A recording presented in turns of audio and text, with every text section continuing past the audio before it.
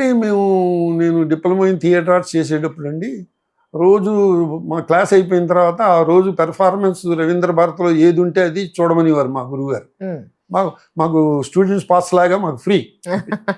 ఏ నాటకానికైనా students అంటే లోపల పంపించేసేవారు. అప్పుడు ఆల్ఫ్రెడ్ ఫారెన్ అని ప్యాంటోమైమ్ కాలేజీ ప్రిన్సిపాల్ ఫ్రమ్ ప్యారిస్, ఆయన రవీంద్ర భారతిలో మైమ్ షో ఇచ్చారు.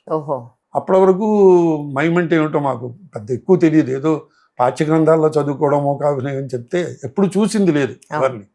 గంటన్నర సేపు డైలాగ్ లేకుండా ఆయన యాక్ట్ చేశారండి స్టేజ్ మీద. Extraordinary performance. క్లాప్స్. మన ప్రతి ఐటమ్కి ఒక్కొక్క ఐటమ్ 5 నిమిషాలు 10 నిమిషాలు ఉంటుంది. చూసేటప్పటికి నాకు అసలు మతిపోయింది.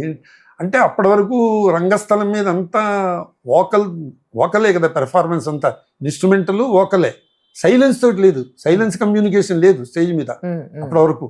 అంటే నేను చూసిన దాంట్లో. అంటే అప్పుడు మొన్నాడు సెలవు పెట్టుకుని ఆయన రిడ్జి హోటల్లో దిగారు. ఇస్తే ఆయన దగ్గరికి వెళ్ళి నేను స్టూడెంట్ ఐడెంటిటీ కార్డు చూపించి నేను థియేటర్ ఆర్ట్ స్టూడెంట్నండి, మైమ్ చూశాను. ఇంగ్లీష్లో కూడా తెలుగు మీడియం నుంచి వచ్చిన వాళ్ళం ఇంగ్లీష్లో కూడా సరిగ్గా కమ్యూనికేట్ చేసేవాళ్ళం కాదు. అందరూ ఫారినర్స్ ఇంగ్లీష్ ఫాలో అవ్వడం మరీ కష్టం, చాలా కష్టం చేసి అప్పుడు మైమ్లోనే మాట్లాడడం ఆయనతోటి మోగవాళ్ళగా చేసి, సార్ ఇట్లా study of senior performance sir, నాకు నేర్చుకోవాలని ఉంది. Very good very good, what you have seen my performance, please act అన్నాడు ఆయన. నేను అలా ఊహించలేదు. ఇదే దుబ్బదగా ఈయన ఇలా అడుగుతాడేట్రా బాబు అని చెప్పి సిన్సియర్గా చెప్పాను. నేను ఒక ప్రేక్షకుడిలాగా నోరు తెరుచుకు చూశాను సార్, మీరు ఇలా అడుగుతారని నేను ఊహించలేదు, ఇలా చేయవలసి వస్తుందని కూడా నేను అసలు ఊహించలేదు. చేశారా? చేసి నేను మీరు అడుగుతారని నాకు తెలియదు, నేనేం చేయాలో నాకు తెలియదు అన్నా. అంటే నేనేం చేశానో అదే చెయ్యి అన్నారు ఆయన. అంటే సార్ నాకు 10 నిమిషాలు టైం ఇవ్వండి సార్. అంటే స్టేజ్ ఎక్స్పీరియన్స్ ఉన్న మూలాన్ని భయం లేకపోవడం అన్నది పెద్ద ప్లస్ పాయింట్ అయింది. మా అమ్మ నేర్పిన విద్య భయం లేకుండా, ఎవరితోటి మాట్లాడినా భయం లేకుండా మాట్లాడడం, ఎవరి ముందు యాక్ట్ చేసినా భయం లేకుండా యాక్ట్ చేయడం, అది నేర్చుకో ఫస్ట్ అనేది మా అమ్మ. భయపడుతుంటే ఆ పిరికితనం నీ మొహంలో కనపడుతుంది. ఆ పిరికితనం కనపడినప్పుడు నువ్వు ఎమెచ్యూరి అనుకుంటారు. ఎన్ని ఏళ్ళు వచ్చినా అనేది మా అమ్మ పెద్ద చదువుకోపోయినా చాలా జీవితాన్ని స్టడీ చేసింది. అంటే ఆల్ఫ్రెడ్ ఫారెన్గా ఆయన అనేటప్పటికి okay take your own time అని చెప్పి నేను ఫ్రెష్ అయ్యి వస్తానని చెప్పి వెళ్ళారు. అది 3rd ఫ్లోర్లో ఆ రూము, ఆయన రూము. కిటికీలోంచి చూస్తుంటే కింద పిల్లలు గాలిపటాలు ఎగరేస్తూ దెబ్బలాడుకుంటున్నారు.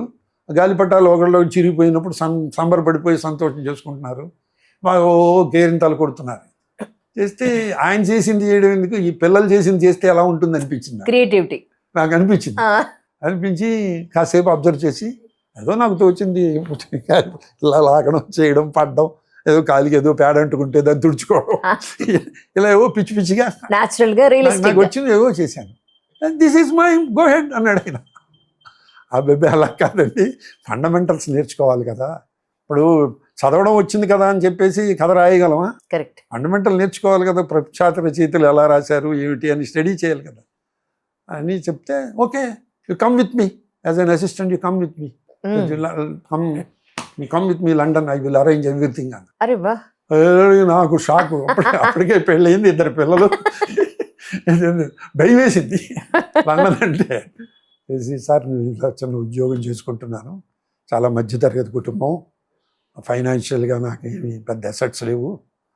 చాలామంది ఇంటర్వ్యూలో అడుగుతుంటారు, ఏమండి మీరు ఫుల్ ఫ్లెడ్జ్డ్గా సినిమా ఫీల్డ్లో దిగుంటే ఎలా ఉండేది అంటే, ఎలా ఉండేది అంటే అయితే క్లిక్ అయ్యేవాళ్ళం అండి, లేకపోతే ఎవరు చాయ్ ఇప్పిస్తారా అని చూసేవాళ్ళం. అమలాపురంలో 10 ఎకరాల కొబ్బరి తోట ఉంటే రిజైన్ చేసి ఇచ్చేవాడిని, నాకు కొబ్బరికాయ ఉంది నా దగ్గర అంటే. అందుకని ధైర్యం లేకపోయిందండి రిజైన్ చేయడానికి. ధైర్యం ఉండాలండి. కంఫర్టబుల్ జోన్లో బతికేసాం, అందుకని కంఫర్ట్గా అలవాటు పడిపోయామండి. అయితే ఆయనకి చెప్పా, నేను అలా రాలేను సార్, నేను ఉద్యోగం అదేను ఆయన అంటే. పాపం ఆయన అర్థం చేసుకుని okay next year I'm coming to max Miller Bhavan for giving training to the students, you work as an assistant to me, 50 days ఉంటాను నేను ఇక్కడ అన్నారు ఆయన. అంటే సార్ ఉద్యోగం 50 days ఎక్కడ సెలవు పెట్టగలను సార్, నేను పెట్టలేను, అన్ని ప్రాబ్లమ్స్ మనకి, ఇంకేమిటి నమ్మో. మధ్యతరగతి కుటుంబీకుడు అంటే నటుడు అంటే గోచికి పెద్ద వాళ్ళకి చిన్న, అంటే వాడి పరిస్థితులు పాపం అలా ఉంటాయి కదా. నీ ఆఫీస్ ఎప్పుడు అయిపోతుంది, 5 o'clock అయిపోతుంది, ఓకే ఇవన్నీ ఈవినింగ్ క్లాసెస్, డే క్లాసెస్ కాదు, ఎందుకంటే ఎంప్లాయీస్ ఉంటారు అందరూ. అమ్మయ్య ఒకటి కలిసి వచ్చింది మీకు. సక్సెస్ ఈ చిన్న బేస్ అలా పడుతూ ఉంటుందమ్మా. దురదృష్టం ఉన్నా కూడా అలా వెనక్కి వెళ్ళిపోతూ ఉంటుంది. అదే మన లక్. నిజం. చేస్తే నేను ఆఫీస్ అయ్యేటప్పుడు సరిగ్గా 5 అవుతుందండి. 5:30కి మా కంపెనీ బస్సు వచ్చేస్తుంది ఇక్కడికి. 5:30కి అటెండ్. ఓకే మీతోటి రాత్రి తెల్లవారులో ఉండమన్నా ఉంటాను సార్. ఆయన ఇప్పుడు ఈ dance composers, dance master moment compose చేసి అసిస్టెంట్కి ఇచ్చి హీరో చేయించమంటారు కదా, రిహార్సల్ చేయించమంటారు కదా. అలాగే ఆయన మూమెంట్ కంపోజ్ చేసి జెనీ you do it, you give training to them అనేవాడు. నాకే రాదు, వాళ్ళకేం ట్రైనింగ్ ఇస్తా. అందుకని teaching is the best way of learning అనిపించిందమ్మా. వాళ్ళకి చెప్పాలి అంటే మనకి తెలియాలి కదా, మనం తెలియాలి అంటే మనం నేర్చుకోవాలి కదా. అందుకని నేను థియేటర్ ఆర్ట్స్లో చేరిన కారణం కూడా అదే. ఇప్పటికీ కూడా నేను, ఇప్పుడు నాకు 82 ఏళ్ళు, ఇప్పటికి వచ్చినా నేను మైమ్ లెక్చరర్గా వెళ్ళి ఫిల్మ్ ఇన్స్టిట్యూట్లో గెస్ట్ లెక్చరర్గా వెళ్ళి నేను వర్క్ చేస్తూ ఉంటాను. 2 నెలలకి 3 నెలలకి ఒకసారి పిలుస్తూ ఉంటారు వాళ్ళు. హైదరాబాద్లో 2-3 ఇన్స్టిట్యూట్లు ఉన్నాయి. ఈవెన్ సురేష్ ప్రొడక్షన్ వాళ్ళ ట్రైనింగ్ కాలేజీకి కూడా పెడతా, అన్నపూర్ణ వాళ్ళ ట్రైనింగ్ కాలేజీకి పెడతా.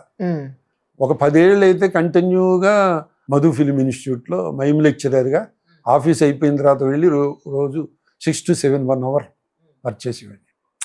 అట్లా నేను వర్క్ చేసి వాళ్ళకి చెప్తుంటే మధుసూదన్ రావు అంటే విక్టరీ మధుసూదన్ రావు అంటే అంత గొప్ప డైరెక్టర్. ఆయన కిటికీలోంచి నన్ను 1 hour అబ్జర్వ్ చేసేస్తా, నేను ఎలా చెప్తున్నాను, అలా నుంచి వీడు ఎలా చెప్తున్నాడు. మా గురువు గారు చాట్ల శ్రీరామ్ గారు చెప్పారు. చెప్పి వాళ్ళు ఒక తమాషా అయిన ఈజ్ ఉంది, ఒక పెక్యులారిటీ ఉంది వాళ్ళు అని చెప్పి నాకు సినిమాలో వేషం ఇచ్చారు మధుసూదన్ రావు. ఆయన చెప్తే వరే ఇలా అదృష్టం రా నీకు, ఆయన అబ్జర్వ్ చేసేస్తాను. ఆయన అబ్జర్వ్ చేస్తున్నారంటే నేను ఇంకా ఓవర్ యాక్ట్ చేసేవాడినేమో, లేకపోతే భయపడుతూ ఉండేవాడినేమో అంటే, లేదురా నువ్వు పెర్ఫార్మెన్స్ చూశారు, నువ్వు ఎలా చెప్తున్నావు అన్నది. 20 రూపాయలు ఇచ్చేవారమ్మా గంటకి. అయినా కూడా నేను ఎప్పుడూ డబ్బు గురించి ఆలోచించలేదు. డబ్బు గురించి ఆలోచించకపోవడం వల్ల భగవంతుడు నాకు కావాల్సిన దానికంటే ఎక్కువ డబ్బు ఇచ్చాడు. డబ్బు గురించి ఆలోచిస్తే డబ్బు కోసమే అక్కడే ఉండిపోయేవాడినేమో, ఆ రూపాయి సంపాదించేవాడిని, రూపాయి పాలా సంపాదించలేకపోయేవాడిని. తెలియదు కదా జీవితం. నిజం నిజం అండి, నిజం. అలాగే కూడా ఎప్పుడు కూడా ఎవరు సినిమాలోకి పిలిచినా ఏం తీసుకుంటున్నారండి అని అడిగేవాడు. ప్రొడక్షన్ మేనేజర్ అడుగుతారుగా సహజంగా, వాడికి వచ్చినది. అంటే మీరు ఏమి ఇస్తే తీసుకుంటానండి అని వాడిని మొదట్లో, అనుభవం లేనప్పుడు కొత్తలో. అలా కాదు చెప్పండి మీరు, నేను ప్రొడ్యూసర్ గారికి చెప్పాలి కదా అంటే, చెక్ ఇచ్చినా తీసుకుంటానండి, క్యాష్ ఇచ్చినా తీసుకుంటానండి. అది కాదండి మీరు చెప్పండి అంటే, అలా కాదండి మీరు ఈ క్యారెక్టర్కి ఎంత అనుకుంటారు కదా, అంత సిన్సియర్గా ఇవ్వండి చాలు నాకు అంతే. ఎప్పుడు అంటే వాళ్ళకి ఏమిటంటే పెర్ఫార్మెన్స్ కావాలమ్మా, డిసిప్లిన్ కావాలి, తర్వాత డబ్బు గురించి కాల్చుకు తిన్న వాడు కావాలి. ఈ 3 లక్షణాలు నాలో ఉండేవి. ఎందుకంటే డబ్బు ఎక్కువైపోయి కాల్చుకు తినకపోవడం కాదు, నాకు జీతం వచ్చేసి 1వ తారీఖు. అందుకని ధైర్యం, వీళ్ళు ఇచ్చినా ఇవ్వకపోయినా అంతే కదా. వాళ్ళు ఇచ్చిన డబ్బుతో బియ్యం కొనుక్కోక్కర్లేదు, వాళ్ళు ఇచ్చిన డబ్బుతో అద్దె కట్టక్కర్లేదు, జీవనాధారం ఇంకొకటి ఉంది. ఇది మన సంతృప్తి కోసం చేయడం, అది ప్లస్ పాయింట్ అయ్యి ఇంచుమించుగా నేను ఏడాదికి 30-40 సినిమాలు చేసేసేవాడిని అమ్మా. అంటే అన్ని 1 డే మ్యాచ్లే. నాకైతే కృష్ణారెడ్డి గారు అయితే మీకు ఆఫీస్ ఎన్నింటికి అవుతుందండి, 5ంటికి అవుతుంది. 6 o'clock నుంచి పెట్టుకున్నామండి నైట్ ఎఫెక్ట్లో, మీరు సెలవు పెట్టకండి. ఎంత కోఆపరేషన్ అండి. ఆయన కుర్రా రంగారావు అని ఆయన అసిస్టెంట్ ఉండి, ఆయన జెన్నీ వేషం బాగా వస్తోంది, ఎమ్మెల్యేలలో చెల్లాయికి పెళ్ళి అవ్వాలి, మళ్ళీ వేషం అండి. అది ఒక రోజున వెళ్ళా చేస్తుంటే, అతను దివాకర్ బాబు అని రైటర్, నాటకాల రైటర్. నాటకాల్లో నన్ను చూసి నన్ను తీసుకెళ్లి కృష్ణారెడ్డి గారు పరిచయం చేశాడు. చేసి అతను కూడా చెప్పాడు, వేషం తమాషాగా వస్తుంది జెన్నీ, ఒక రోజే అనుకున్నాం, ఇది 1 week ఎక్స్టెండ్ అయ్యేదా. బాబు నా ఉద్యోగం పోతుందయ్యా బాబు, నేను చేయలేను, సడన్ గా మానేయకు, నువ్వు నీ ప్రాబ్లమ్స్ ఏవో చెప్పు డైరెక్టర్ గారికి, దాన్ని బట్టి ఆయన అడ్జస్ట్ చేస్తారు, మంచి వేషం అని చెప్తే, ఆయన దగ్గర చెప్తే, శని ఆదివారాలు మీకు సెలవే కదా, శని ఆదివారాలు ఫుల్గా చేద్దాం, మీరు సాయంత్రం 5 తర్వాత రండి, 6 o'clock చేసుకోవచ్చు. చాలా మంది, శ్రీను వైట్ల గారు, ఆయన అయితే ఆయన దూకుడు సినిమాలో మహేష్ బాబు కాంబినేషన్ అండి. సాయంత్రం 5ంటికే రండి, బోల్డ్ ఎంత ఉన్నాయి, మహేష్ బాబు తోటే చేస్తాం. మీకు మహేష్ బాబుకి రోజంతా ఉంటుంది అనుకుంటున్నారా, 5 నిమిషాలు ఉంటుంది మీ పట్ల, ఆఫీస్ అయిన తర్వాత రండి అనేవాడు పాపం. అలా ప్రతి డైరెక్ట్ అంటే వాళ్ళ కోఆపరేషన్ కూడా ఎందుకు ఉంటుందంటే అండి, మన పెర్ఫార్మెన్స్, మన డిసిప్లిన్, మనం డబ్బుల గురించి కాల్చుకు తినకపోవడం. అవును. తర్వాత ఏంటంటే మోస్ట్ ఇంపార్టెంట్ ఏంటంటే అండి, వాళ్ళు అన్న టైంకి రావడం. అవును. వాళ్ళు అది కూడా వాళ్ళకి మన గురించి వెయిటింగ్ చేస్తూ కూర్చున్నారని విసిగొస్తుంది వీడితోటి. నిజం. వీడే మహానటుడు అనుకుంటున్నాడా, నిజం. టైంకి రాలేదు అనుకుంటారు.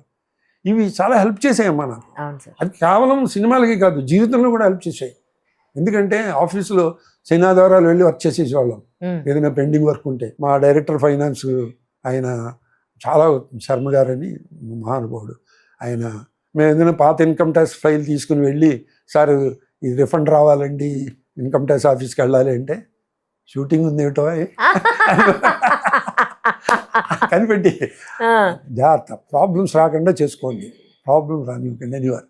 అలా అనేవాళ్ళు ఆ రోజుల్లో ఉన్నవారు కాబట్టే ఈనాడు మీరు మా దగ్గరికి వచ్చి ఇంటర్వ్యూ చేస్తున్నారు. అయ్యయ్యో. లేకపోతే ఎవరు పట్టించుకుంటారమ్మా, ఎవరి గురించి పట్టించుకుంటారు?